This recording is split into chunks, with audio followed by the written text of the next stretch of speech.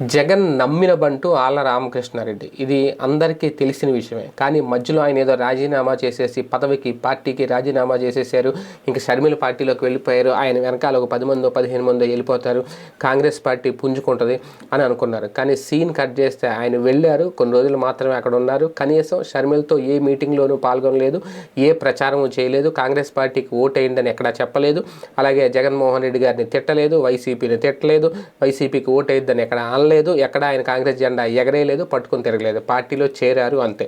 Scene cut చేస్తే మళ్ళీ ఆయన వెనక్కి వచ్చేసారు. విజయసాయి రెడ్డి గారితో మంతనాలు. సీన్ కట్ చేస్తే జస్ట్ వితిన్ అవర్స్లోనే మళ్ళీ జగన్మోహన్ రెడ్డి గారికి వెళ్ళడం, మళ్ళీ బ్యాక్ అంటూ ఆయన మళ్ళీ వెనక్కి వచ్చేయడం. ఇప్పుడు మంగళగిరిలో వైసీపీ కార్యకలాపాల్లో, పార్టీ కార్యక్రమాల్లో పాల్గొనడం. ఇదంతా ఒక అతిపెద్ద స్కెచ్ నడిచిందా అంటే ఖచ్చితంగా అవుననే అంటున్నారు రాజకీయ విశ్లేషకులు. షర్మిల వ్యూహం తెలుసుకోవడానికి, షర్మిల వేస్తున్న అడుగులు వెనక ఎవరి అడుగులు పడుతున్నాయని తెలుసుకోవడానికి, అసలు షర్మిల ఎటువంటి రాజకీయ కుట్రతో, ఎటువంటి రాజకీయ దురుద్దేశంతో ఆంధ్రప్రదేశ్ రాజకీయాల్లోకి త్రూ కాంగ్రెస్ పార్టీ ద్వారా వచ్చారు అని తెలుసుకోవడానికి ఆర్కేని కాంగ్రెస్ పార్టీలోకి జగన్మోహన్ రెడ్డి గారు పంపించారా అనేది ఇప్పుడు అతిపెద్ద డౌట్ రేజ్ అవుతుంది. ఎందుకంటే జగన్మోహన్ రెడ్డి గారికి నమ్మిన బంటులా ఉండి సదావర్తి భూములు లాంటి వ్యవహారంలో కోర్టుకెళ్ళి ప్రతిపక్షాన్ని, టీడీపీని, నారా లోకేష్ని ముప్పు తిప్పలు పెట్టిన ఆర్కే ఎందుకు అంత సింపుల్గా జగన్మోహన్ రెడ్డి గారిని వదిలేసి షర్మిల వెంట వెళ్ళిపోతారు?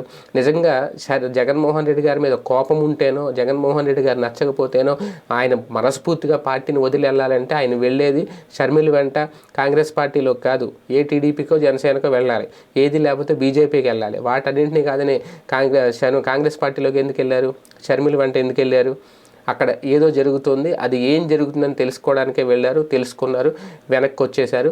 ఆవిడతో మనకేం థ్రెట్ లేదు, మనకేం ఇబ్బంది ఏం లేదు, మన ప్రయాణం హ్యాపీగా సాగిపోద్దని చెప్పి ఒక భరోసా కూడా ఇచ్చేశారా అంటే అవుననే అనిపిస్తుంది. ఇదంతా సోషల్ మీడియాలో వస్తున్న లీక్సే కానీ వాస్తవాలు అయితే కాదు. ఇంతకు మించి ఏముంటుందని. ఏది ఏమైనా వాళ్ళ వెనక్కి రావడం, వైసీపీలో మంగళగిరి కార్యకర్తలు, నాయకులందరూ హ్యాపీ, జగన్మోహన్ రెడ్డి గారు కూడా హ్యాపీ. ఇంకా నెక్స్ట్ స్టెప్ ఏంటనేది చూడాలి.